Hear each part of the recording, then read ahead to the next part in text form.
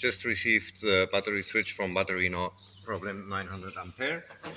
What we need right now is a key 13, a key 10.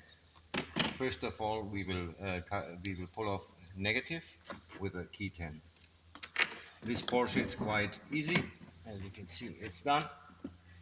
Onto negative, or mass, we put in right now the battery switch, and at the end comes the negative, the mass cable. Now we have to fix up this one. First put the hand a little bit, and after this with a key.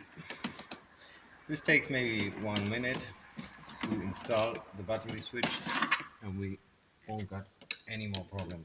Very important to fix it up well so you don't got any trouble with light. Well, situations right now, it's disconnected.